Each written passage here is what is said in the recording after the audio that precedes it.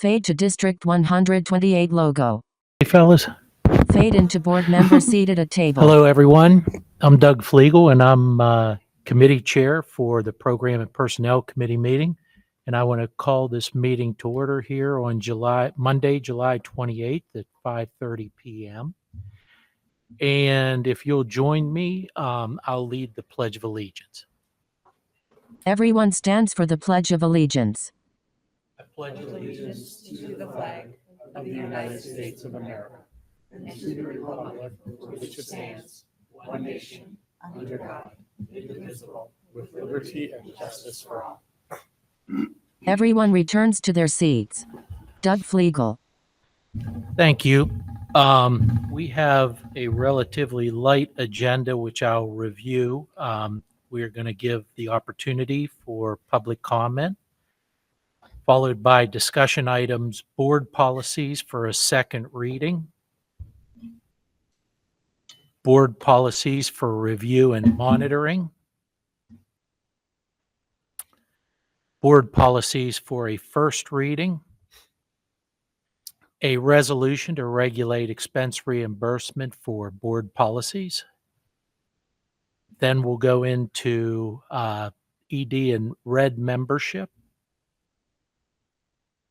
Also review employment of employees, future agenda items, and then adjournment. Momentary pause. Let's go back up to the top of the agenda, and I invite anyone present for public comment with a 3-minute time limit. Do we have anyone who would like to offer?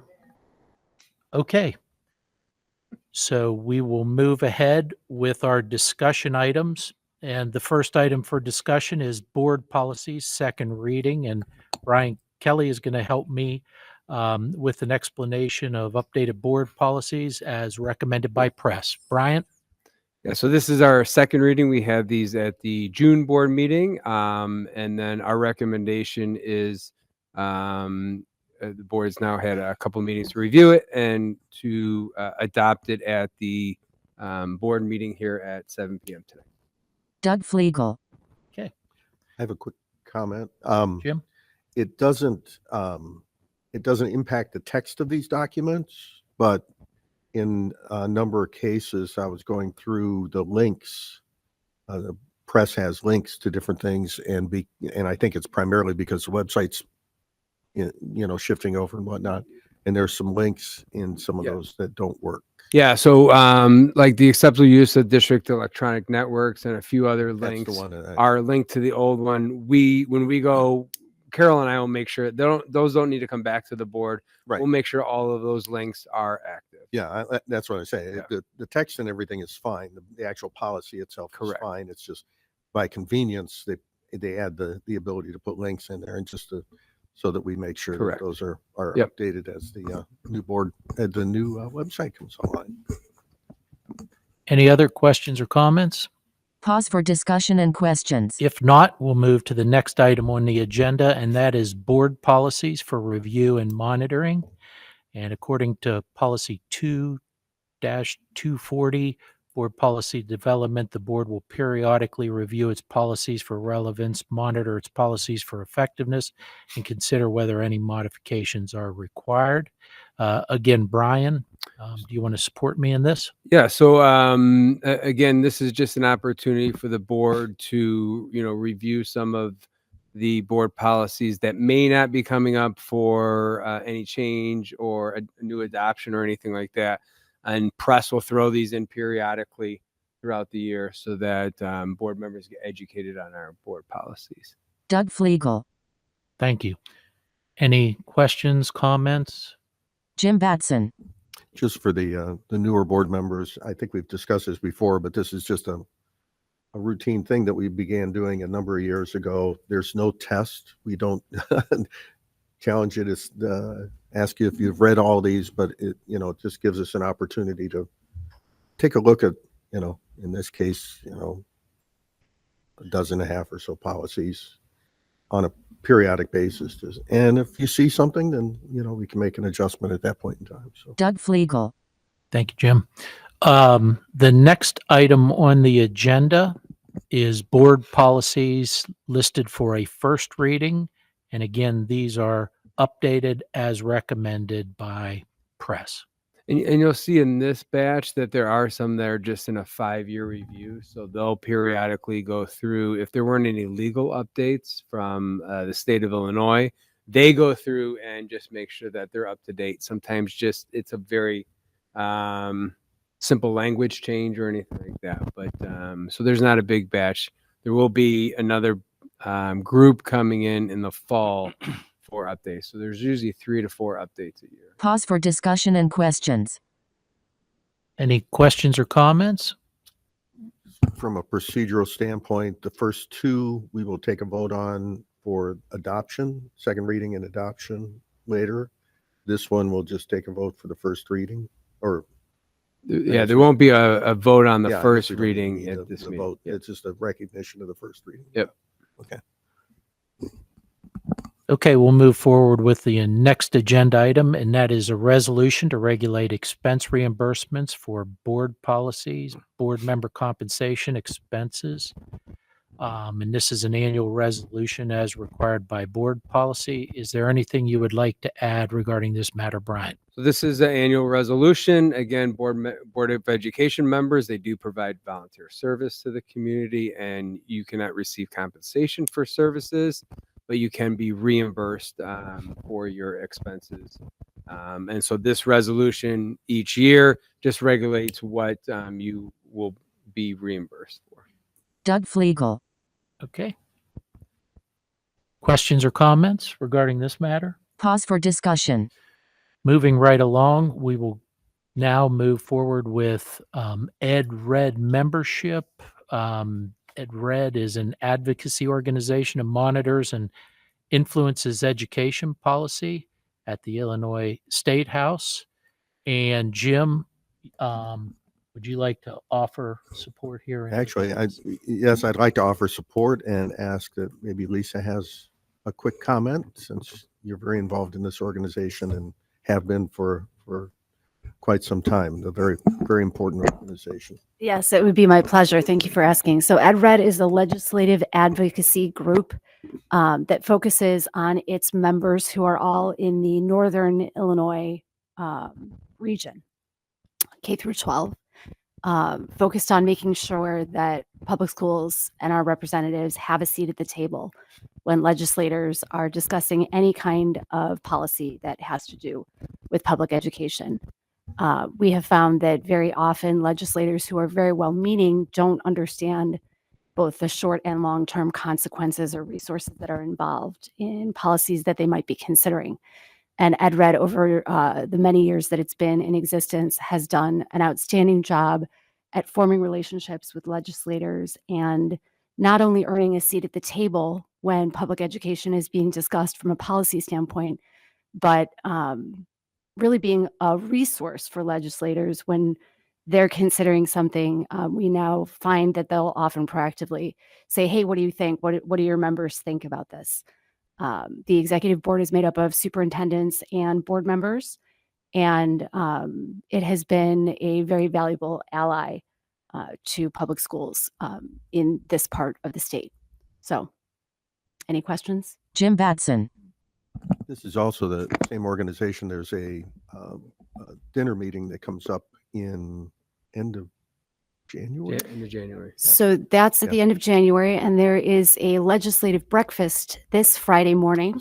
Registration is still available. It's always a really fascinating event where EdRed brings in legislators and they discuss things that are on their radar that affect public education. It's always interesting to hear the issues that legislators think are important. And it's always interesting to hear the questions that fellow board members and superintendents have for those legislators. So if you're available Friday morning, I know it's still open if you'd like to attend. Nina and I are both registered, and it's always a really interesting and worthwhile event. Yeah, I wish I could join you out of town that day. So, but both those events are very important events because you get literally to speak to representatives or senators and representatives directly. You get to network with other board members from the area. So it's just a very powerful networking opportunity in both cases. Doug Flegel. Okay, thank you, Lisa. Thank you, Jim. Anyone else have any comments to this item? Momentary pause. Okay, the next item is employment of employees, and you've been provided with a personnel report. Bryant, do you have any comments regarding this? So this is our personnel report that will be added to the consent agenda for our 7:00 board meeting. One thing I do want to mention about the educational support positions is that a number of positions were filled by other ESP that are moving up in positions. So I just, I think the collaboration that we have with our ESP union and some of the, culture that we have here, that we have a number of ESP that want to stay here in the district, but also, looking to move up in some of the positions that were vacated by retirements or resignations. So I just want to point that out, a number of them from Soji Thomas to Birchu to Ronnie Kokanis to Nina Ferrolo, they're all current employees moving positions. So Bryant, have you noticed any difference? Because I know in years past we have had ESPs fill other positions, other support positions, and we've done a great job of placing people. Now that we have a collective bargaining agreement, do you think it was any different this year in terms of understanding the more standardized compensation? I think it helped. I think having that, the bargaining agreement and knowing, what positions were paid, and if they moved the position, how that was outlined, and that was outlined in actually a memorandum of agreement that we did right after the contract of people moving to a higher position. So I think that really did help, and so I think it, good collaboration between the ESP and the board and the administration. Thank you. Where do we stand as far as how many openings we still have for this new school year? So we ESP, we have a handful of openings in special services aides at the buildings and a few others, but we're filling them. And as far as certified staff, we have one position still open that we're working on. So I think we're in a pretty good place to get ready for the start of the school year. Thanks. Okay, any other questions or comments for Bryant regarding the personnel report? Pause for discussion. Okay, if not, that concludes our agenda items. For future agenda items for our August 11th, 2025 meeting, we will have board policies to review for a second reading, and we will also have listed Daring Educational Tour. So that's the two future agenda items that we have to look forward to. Are there any other questions or comments for this subcommittee this evening? Pause for discussion. If not, I'd like to ask for a motion to adjourn. No need? Okay, well, I'd like to declare this meeting adjourned. Thank you. Wes Poland. All right. Good evening. I will now call the Facilities and Finance Committee meeting to order at 5:46 p.m. on July 28th, 2025. Before we begin, I will review the items on the agenda for this evening's meeting. We'll start with public comment and then moving on to our discussion items, which include the fiscal year 26 rental labor rates, we have the cell tower ground lease amendment, the fiscal year 25 bills payable after the June board meeting. We have a solar update. We have the 3-year LHS athletic training agreement. We have IT equipment disposal. We have a change order approval for the LHS cafeteria projects. And then we will finish it off with the summer capital update. Then we will review future item agendas before adjourning. So now I'm going to open it up for public comment. We are talking to ourselves. Yes.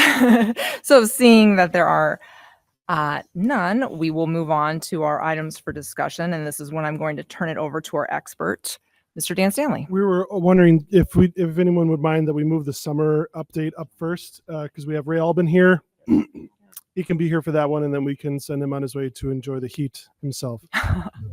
We'll do that. So we have it's really item 3H, the summer capital update. We have from Mark all the updates that are going on. So we're happy to answer questions about that. But I know one of the questions was about the delay in the substantial completion, basically, of the LHS cafeteria project, and what the alternative plans are for lunch service and that. So we've got Ray and Mark here, and I'll turn it over to Ray. Ray Albin. Sure. No, thank you, Dan. So yeah, around early July, it was indicated that up until that point we were progressing. We certainly had certain delays already in the courtyard area, but it was thought that we could overcome them up until that point. Around early July, it was determined that we just simply were not going to finish, in particular, the courtyard and the servery where the food gets served from the kitchen.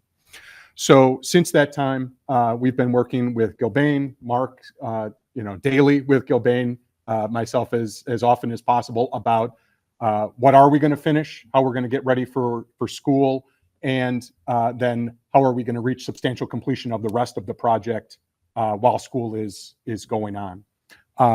So I put together a couple of pieces, one that's linked here, just so that you know where we are and what's going to be done and what's not going to be done. So as you remember, the new kitchen is completed. The kitchen was completed the spring of 25. It's fully functional. It'll still be functional when we start school.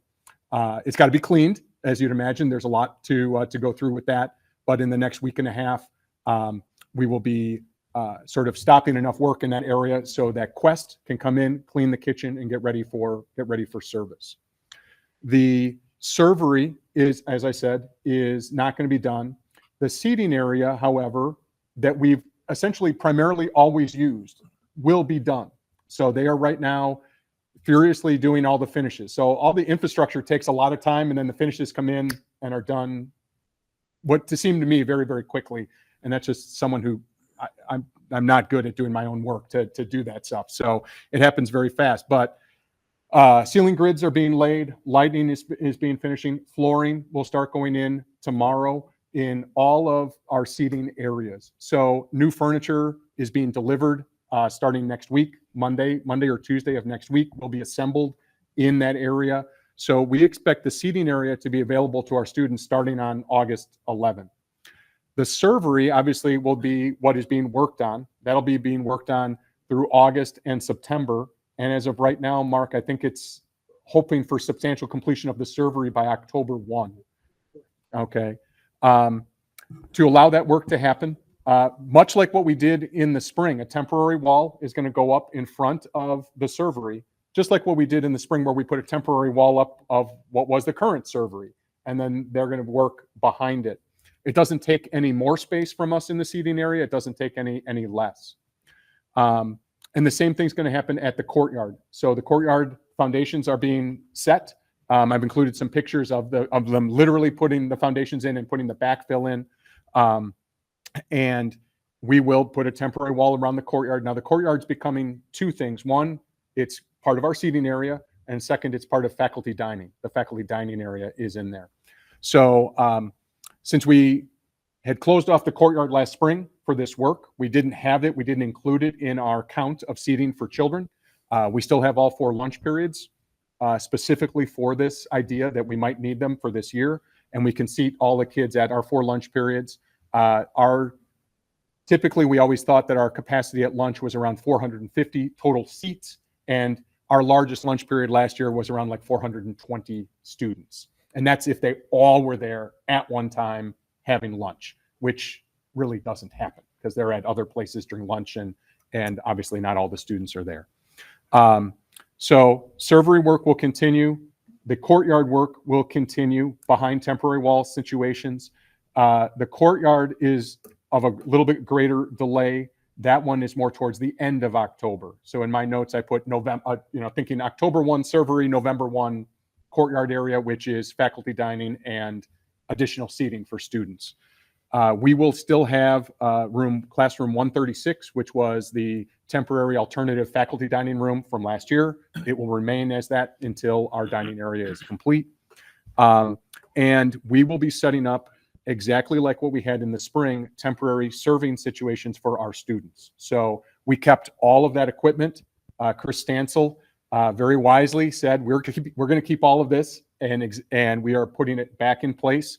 I put in there some diagrams, and I also made copies. It's a little hard to see in the black and white of exactly where our temporary dining is going to go in. Essentially, it's going to go in right in front of the temporary wall in one on the north sort of east corner of the cafeteria, and also more towards like the central area of the cafeteria. So our students, in meeting with them last year, both in April and May, they were accepting of our temporary dining. They know it is still only temporary, that the finished area is coming, and they worked with myself and Quest to make sure that they were able to get food quickly enough and get enough food options. And both seemed satisfactory in the spring, and we'll make sure that it's satisfactory again going forward this fall. So that's our cafeteria area. Now that's just one of our our three areas. So maybe I'll pause here and see if there are questions or other. Yeah. Lisa Hessel. I guess I'm interested to hear, it sounds like there's evidence of really good communication with students back in the spring. Mm-hmm. How are students and families being informed of the plan starting August 11th? So that'll be part of my communication back as we start school, in terms of where are we with the cafeteria and just our overall eating situation. Since obviously our hope and intent was to have it all done, so we would have been just touting the finish of it. This will be more informing them of the newer timelines for completion, as well as really, other than our freshmen not knowing whatever the food situation was, for our upperclassmen, just reminding them we're returning to that same situation we had in the spring.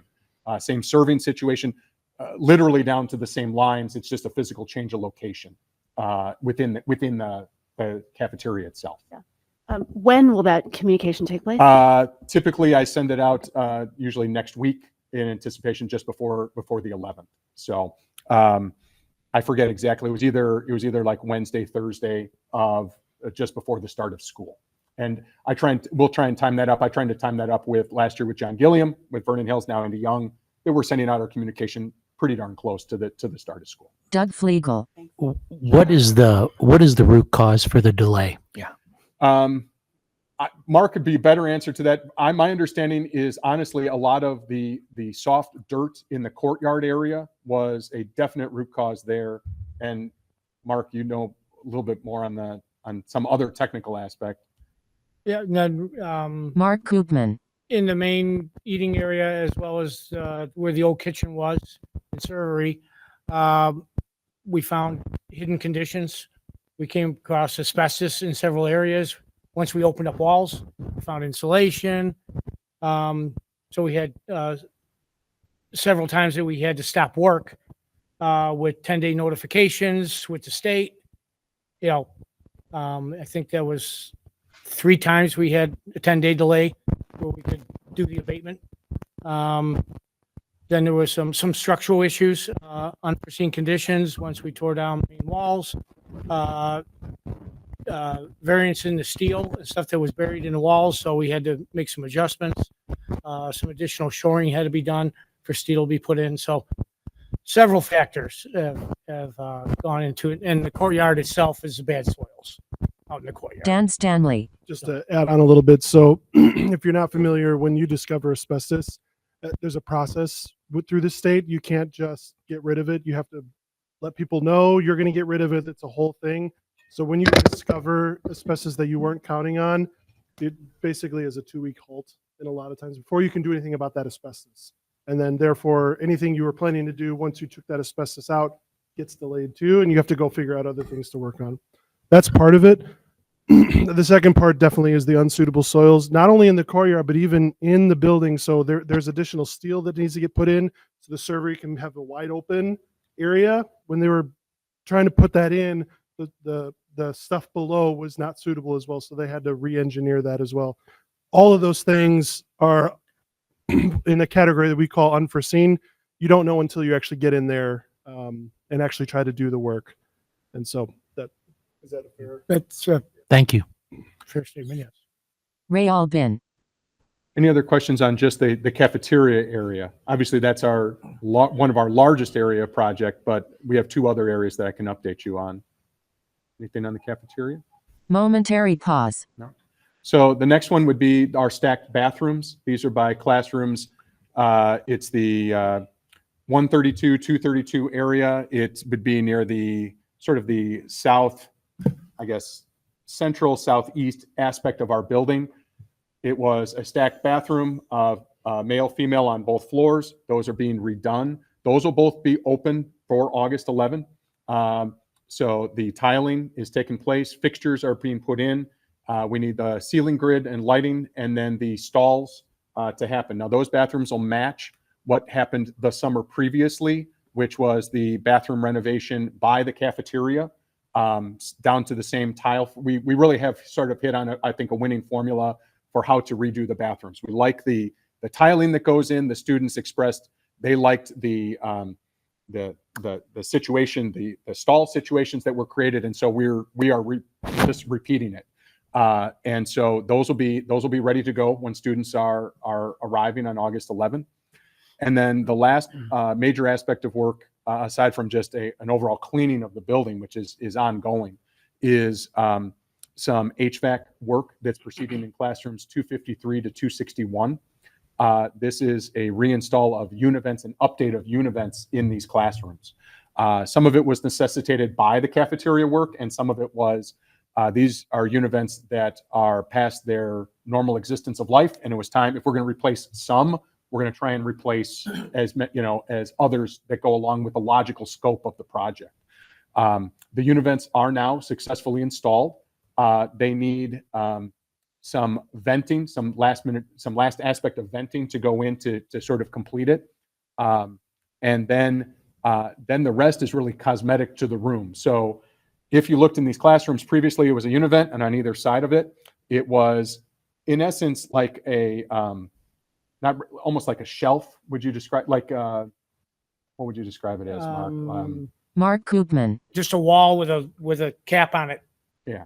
Yeah, just a box to hide the pipes. Yeah. And so we are now updating that. We have bookcases, measured bookcases coming in. Those will be on either side now of the univents as the finishing touches for those. Of course, the timing of when we're getting those in, when school starts. So they're supposed to be delivered as of when Mark and I both checked today, sometime the week of August 4th. When they're coming that week, and will we have them fully installed by August 11th, or are they coming and being installed shortly thereafter? That's a question we're still trying to figure out. So the univents and HVAC will be operative and working. The final completion of the rooms might have to take place a little bit outside of that time frame, but they're supposed to be coming soon, so we will be able to just install those. They're fully measured and constructed, so it's just a matter of putting them in place. So those rooms need to get well cleaned as well. So we're working with Mark, Gilbane, and HES and our own B&G to time out when they can finish the univents. We can get in the rooms, clean them as well as possible for the start of school, and then, of course, do the finishing touches, like I said, with the bookcases. So those are the other 2 main aspects of project going on at LHS. Any questions on either of those? Wes Poland. Mark Schaefer. I have my question's unrelated to those, so. I just really want to commend the leadership of Principal Albin. In addition to launching the school year and getting everything ready with hiring and curriculum and all those other pieces, he's really managing quite a bit.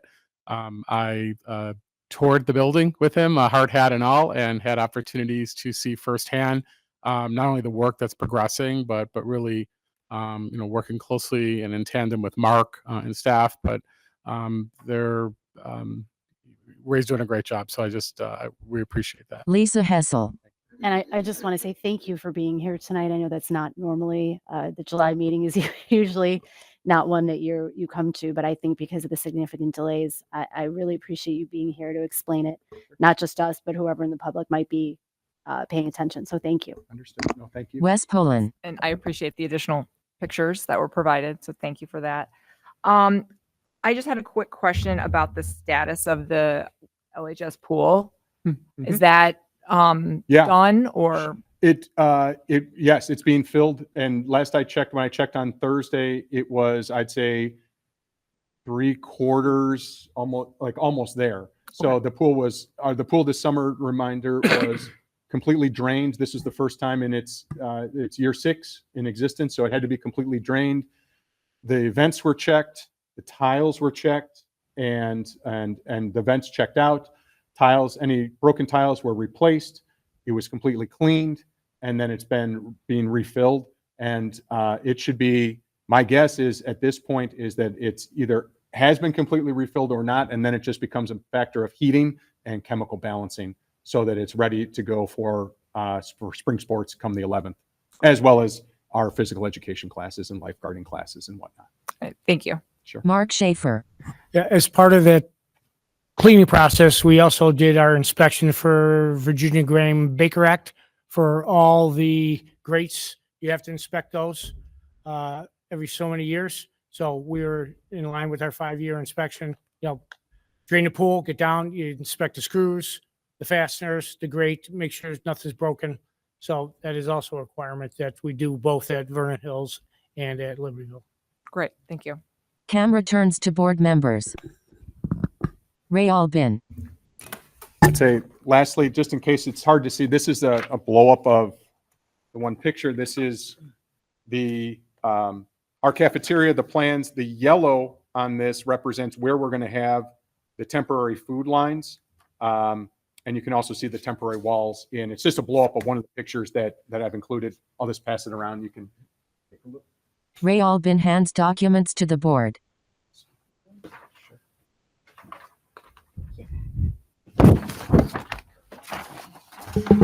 Ray Albin hands documents to the board.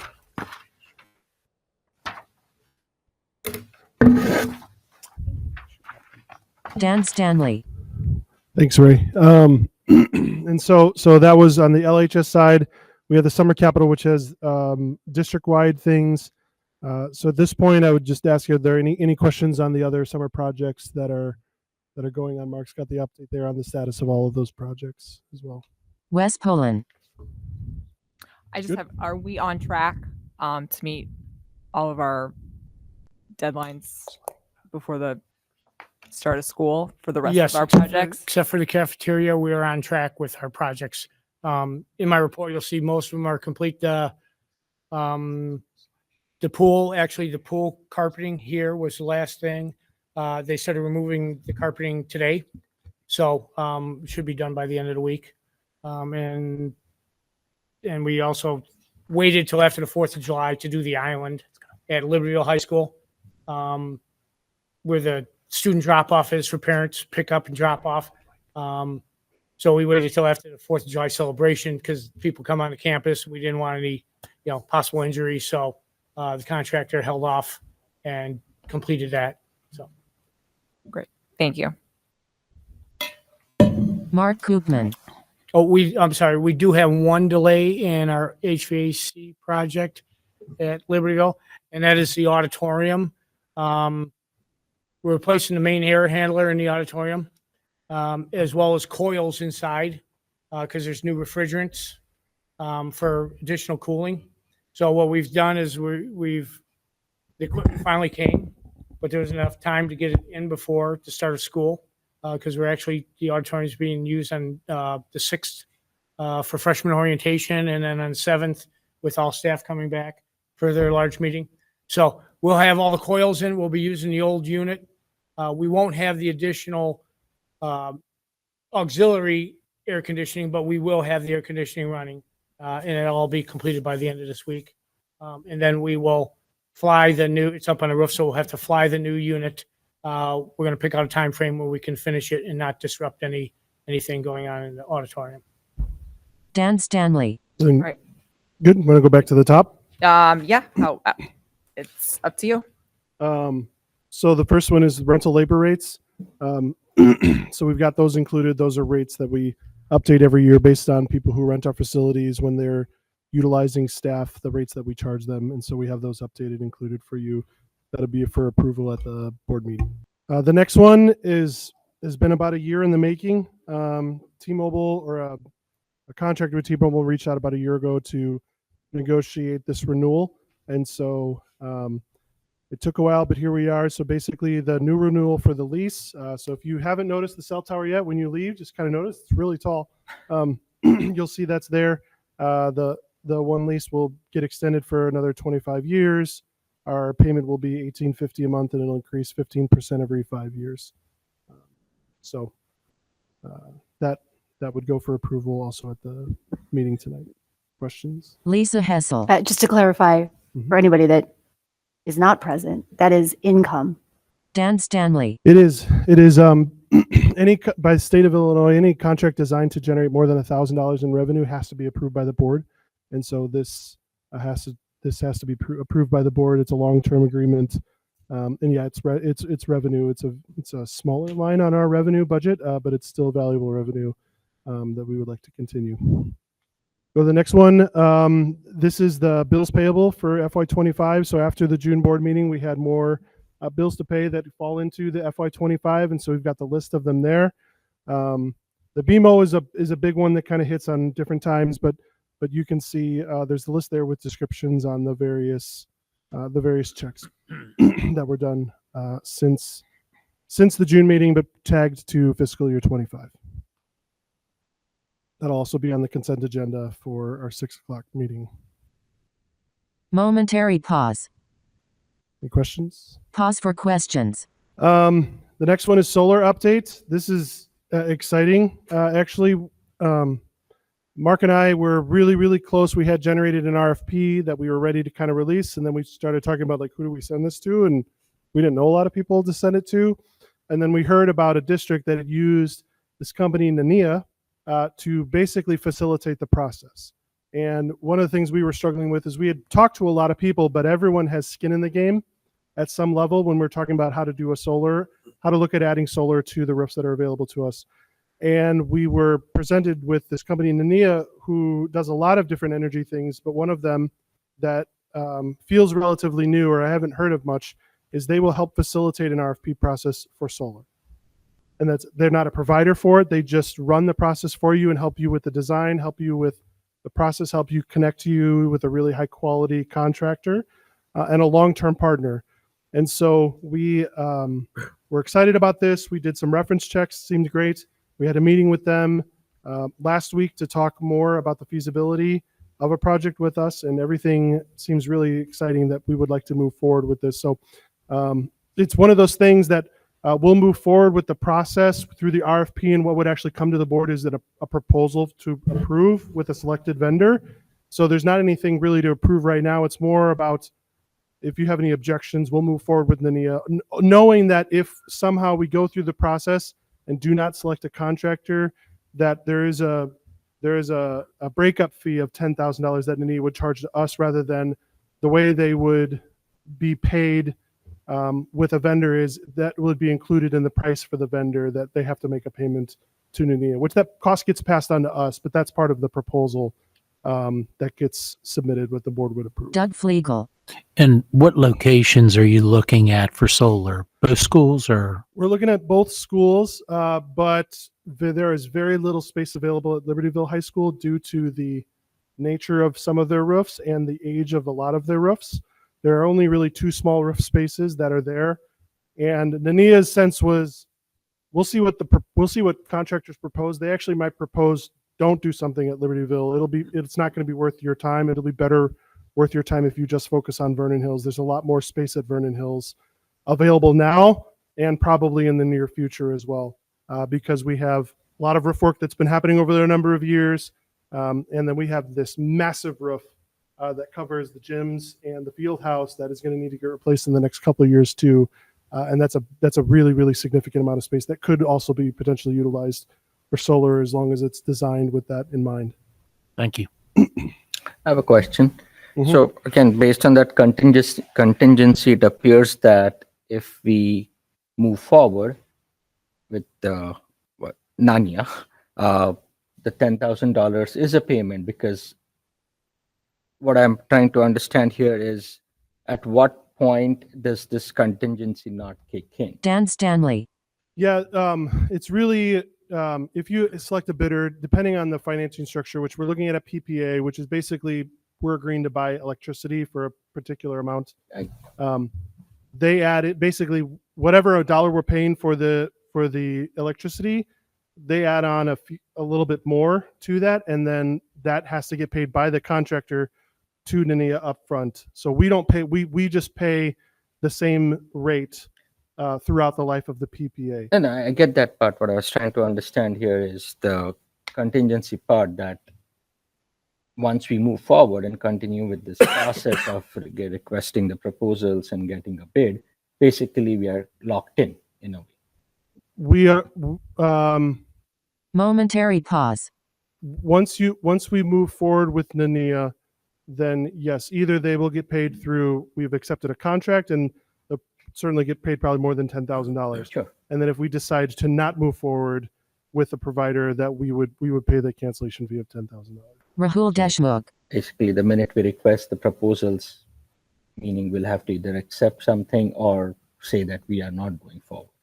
Yeah, I don't know that it's necessarily the minute we Yeah, accept okay, that's all I proposals, was- but once we agree to engage with them, it's very similar to what we've experienced before. Is we've looked at some projects, capital projects, and we've had some design on them, and then we end up not moving forward because of cost or whatever. There's still design costs that are involved with that.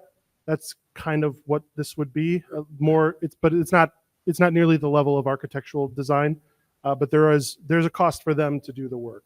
And so the idea is, if we're going to do all this work and then end up you not moving forward with the project, they would like to be offset some of the costs of that. Absolutely. And that's where I would just suggest that maybe there should be some kind of a pause that you put in between that request of proposal, where we are tied into this phase where you're still trying to understand the whole project and how it might work out, the potential costs and stuff, so that you have a pause where you can say, no, we are either going forward or we are not going forward. And then you go on to the next step. Yeah, what I would say is this is the pause then. So we've been done a lot of work up to this point to get an idea of what we were looking to do. NNIA took all of our data and did a feasibility study and really came up with the same solution we did of recommending a PPA, very similar size solar system is what they call it, than what we were thinking. And so they affirmed a lot of kind of what we were doing. So really this is the point of either we're going to move forward with them or not. And we would recommend to move forward with them. This seems very positive. We talked to a couple districts that have lived through this with very positive experiences as well. Thank you. Lisa Hessel. Do you recall which districts used NNIA? NNIA. So I've had to learn, like, think of it like an Italian, NNIA. That's how they described it. North Shore 112 used it. So Mark talked to their person there. And then I believe it was Skokie. The person I know is Ryan Berry. He's a fellow CSBO that I know really well. We were in the program together. They used him, and so he was the other reference check, and he's used them a couple times. And it's really helpful to know like what they do and what they don't do. Like, they're not the contractor. They're not there to make sure the contractor. They're there to help you find the solution you're looking for, and set you up with a really good relationship with the contractor. So meaning NNIA is not like a long-term relationship. It's a short-term relationship to get you what you want, and then they will leave. And then now you have a partner with the contractor is the idea. So that was really helpful information. Anyone else? Wes Pullen. All right. We can move on to item E. Yep. So our contract with IBGI is expiring. And so this is a renewal for 3 years. It's a pretty steep increase. I don't want to not notice that. At the same time, it still feels fairly competitive if you've tried to hire the position yourself still. And then the nice thing is that it is a fixed cost over the next 3 years. So it's not going to increase over the life of the contract. And so this is one that we didn't get the agreement really until today. So, but you have it now and it's in front of you, and attorneys have reviewed it and everything. That was just part of our delay, is getting everybody on the same page. Doug Flegel. I have a question. Why are we moving from a 5-year term to a 3-year term? Athletic training the market for that has changed pretty significantly in the last 5 years. It's a lot harder to get athletic trainers, and it's a lot harder to get providers to agree to a longer term commitment. And so 3 years is what IBJI was comfortable going. And for example, I'm pretty sure Vernon Hills, our agreement is 2 years with them, just because of the nature of that market is pretty quick to evolve. That's why. And I think you answered it. Are we using the same group for Vernon Hills? It is a different group. So Oh. a little history is years ago, we had different providers and then tried to consolidate to have one, like why not just have one contract? So we used Athletico for both. And that was difficult to maintain because it wasn't necessarily about the company as much as it is about the actual trainers that are there. And the trainers that were Vernon Hills were very successful. Libertyville had difficulty with their trainers and were looking for a different solution. So we ended up agreeing to RFP that out and find a different provider. And IBGI was the one that selected, and it seems to have worked really well over the last 5 years for athletic training. And then on the Vernon Hills side, they've been very happy and successful with Athletico as well. Thank you. Nina Austin. I just want to disclose that my daughter-in-law works for Illinois Bone and Joint, so I probably won't be voting on that. Just when it comes to a vote for that approval, I didn't hear what you said. I said I have a daughter-in-law who works for Illinois Bone and Joint, so I just wanted to recuse myself from a vote for that. Let me get to it. It's not personal. I won't take it personally. Okay, thank you. Wes Pullen. All right. Anyone else have any questions or comments? All right, moving on. Item F. Dan Stanley. Disposal. So IT does a disposal periodically throughout the year. And so they have a link to a list of all of their items. There's a lot of things to dispose. One of the things that I was asked, it'd be helpful to probably talk a little bit about is the actual process for their disposal. So there's a company called Digital Red, which is what is used by our technology department to dispose of technology equipment. And it's a company that was, I believe, started by tech people trying to find a better solution for tech disposals. Because the idea was, no one really likes the idea of taking all the technology and just putting it into a landfill. And so trying to find a good solution that will responsibly dispose of the tech stuff, reuse as much as possible, and avoid putting it in landfills. And so Digital Red was founded on those principles. And so they have a very, very strong zero landfill policy. They work very, very hard to do all of the nitty gritty work to take care of the technology disposals responsibly.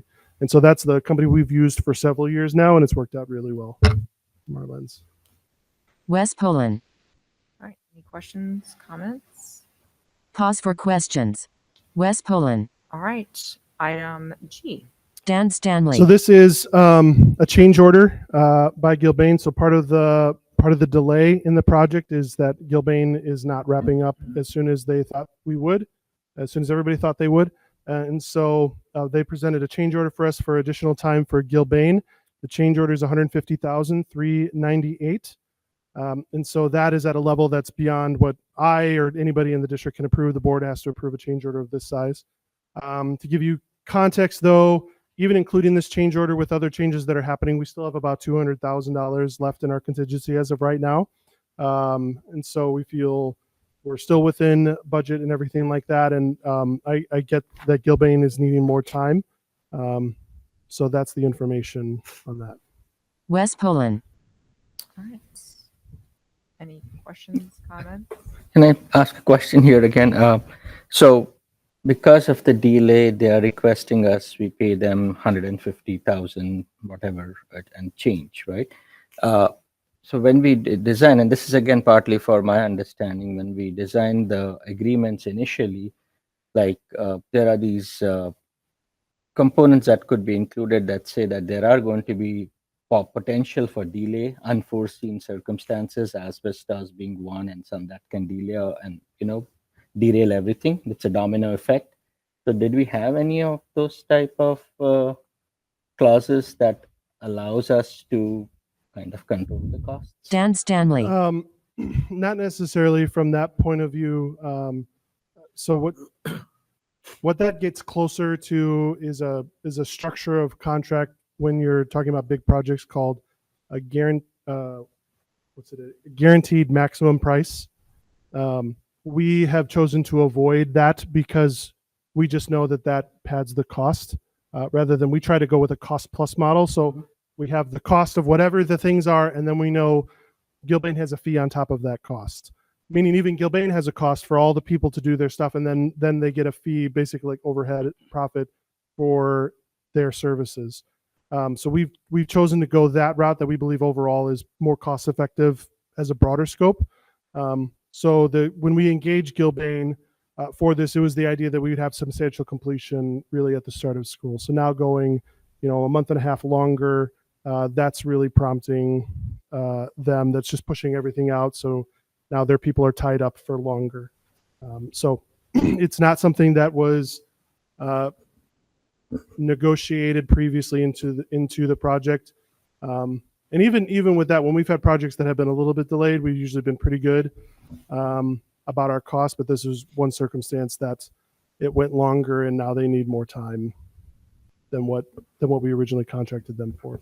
Jim Batson. There is in the planning, though, in the budget, contingency funding for unforeseen items, and this would be considered an unforeseen extension of the length of time it takes to do the project, which means people have to be here to work. Yes, this is the impact of one of the unforeseen things that we've talked about. The impact is Gilbane has to be here longer. Yeah. Thank you. Anyone else? Pause for questions. All right. Thank you, Dan. The following items will be on the August Facility and Finance Committee agenda. The Summer Capital Projects Update, Fiscal Year 2025 Budget Performance, and then we have the Fiscal Year 2025 Disposal Report. Is there anything that anyone would like to add? Pause for discussion. Nope. All right. Well, with no further business to discuss, I adjourn the meeting at 6:24 p.m. Anyone need a break, or should we right into the? What time does it say on the schedule? 6. Bumped it up to 6 so that we could go right into Yep. it if necessary. So Well done. everyone okay? Onward. All right. We okay for the official meeting? Okay. Carol, let me know when you're ready. Jim Batson. I'd like to call the regular Board of Education meeting to order for July 28th. We're starting about 6:25 at this point in time. Momentary pause. We've already done the regions. Can we have a roll call, please? Nina Austin. Here. Jim Batson. Here. Raul Deschmuk. Here. Doug Fliegel. Here. Lisa Hessel. Middleish Cotwall. Wes Poland. Here. Jim Batson. Okay, do a quick review of the agenda. There's some communication items. We don't have any student recognition tonight. It's just a placeholder on here. So we'll have an invitation for public comment. We have a few FOIA requests, superintendent's report, consent vote agenda with items from we previously discussed in our committee meetings and or routine items that end up on that report every month. We have action items. We have some board policies for second reading and adoption. We have some acknowledgement of board policies for review and monitoring. EdRed membership renewal updates for the rental labor rates for when we rent our buildings, cell tower lease amendment, LHS athletic training agreement to approve, and a change order for the LHS cafeteria project. We have under the information, board comments and events. Anyone having an item there? An IASB report. I really don't have anything at this point to report. Anything for CEDAW? No. No? Okay. And then we'll review the future agenda items. So let's roll back to the top here. Momentary pause. Under communication, invitation for public comment. Seems like we don't have any public here, so we'll move on. FOIA requests. You'll note the list of FOIA requests here presented. Momentary pause.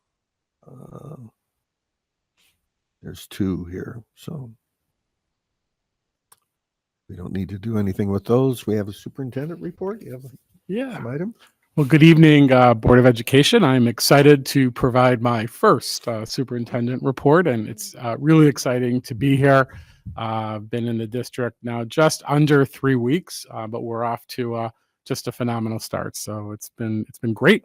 The last several weeks have been marked with a number of leadership meetings. We have some upcoming retreats. Looking forward to our Board of Education retreat on Wednesday. And then we start with the slow crescendo of adding staff as they return back from their summer breaks. We'll have an administration meeting that includes our department chairs. That'll take place on Thursday. We'll welcome then back new staff to the district, and then we'll conclude with our returning staff. So all this in anticipation of our students arriving on August 11th. So we're very, very excited about that. So just a couple of things to report from our good news report. Libertyville's very own Kenzie Hughes will compete on tonight's episode of American Ninja Warrior. This episode is also her hometown visit and will feature glimpses of Libertyville High School. The show airs on NBC at 7 p.m. I feel like I'm doing commercial, but 7 p.m. tonight on NBC, and will be available to stream on Peacock tomorrow. Good luck to Kenzie. And 21 portraits created by students in Allison Malloy's second semester drawing and painting studio at Vernon Hills High School were recently delivered to children in Malawi, Africa, through the Memory Project. These children, many of whom have faced significant hardships in one of the world's most economically challenged countries, were deeply moved to receive these personal gifts. For many, it was the first time seeing an image of themselves, let alone receiving a custom portrait made just for them. Most of the children have never left their villages and were amazed to learn that someone from across the world had created something so meaningful for them. That concludes my first report. If you haven't seen portraits, they're very impressive. We've if you ever get a chance to see those, it's very moving, kind of very important kind of idea. So, okay, moving on. Thank you, and welcome officially. Consent vote agenda. We need a motion to approve the consent vote agenda. Poland, so moved. Flegel, second. Okay. Any questions, comments? Roll call, please. Austin, I, except for the recusal do I have to separate that? You know what? I'm sorry. I meant to ask. Let's pull. You have to pull it out. Let's back up just Sorry. real quick. I'm sorry. On the consent vote agenda, that's the. No, it's Oh, items. no. It's items No. for action. Yeah, it's under items for action. So you're okay for the consent Okay, vote agenda. all right. Okay. I, All right, It's okay. item 5F. Yeah. okay, So for the consent vote agenda. Okay. Never mind. Rewind. Can we have a roll call, so please? we'll start over. Okay. Austin, I, Batson, Aye. Deschmuck, Aye. Flegel, Aye. Hessel, Aye. Poland. Aye. Motion passes. Now we get into the action items. The first one is the board policies for second reading and adoption. We have a motion to approve the 24 updated policies. Hessel, so moved. Second, or Poland, second. Any questions or comments? Okay, roll call, please. Okay. Batson, Aye. Deschmuck, Aye. Flegel, Aye. Hessel, Aye.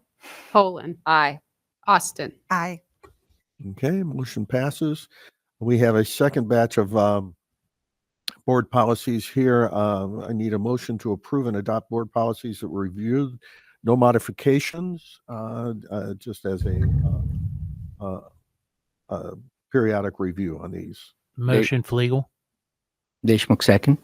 Okay, any questions, comments? Roll call, please. Deschmuck, Aye.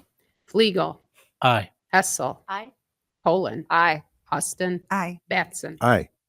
Motion passes. Next on the agenda is the annual EdRed subscription renewal. Can we have a motion to approve the EdRed membership dues in the amount of $5,350? Deshmukh, so moved. Poland second. Okay, any questions, comments? Roll call, please. Fliegel. Aye. Hessel. Aye. Poland. Aye. Austin. Aye. Batson. Aye. Deschmok. Aye. Motion passes. We have updated rental labor rates for when we rent out our facilities.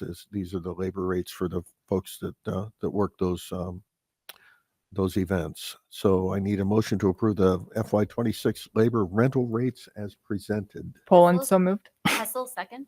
Okay, questions, comments? Roll call, please. Hessel. Aye. Poland. Aye. Austin. Aye. Batson. Aye. Deschmok. Aye. Fliegel. Aye. Okay, motion passes. We're moving right along. We have a cell tower ground lease agreement discussed earlier in committee. We need a motion to approve the First Amendment to the ground lease with T-Mobile Central LLC. Deshmukh, so moved. Poland second. Any questions or comments? Just a quick note, this agreement actually is a revenue generator for the district. So it's they're renting space on a cell tower that's on our property. So can we have a roll call, please? No, ground lease. The cell tower.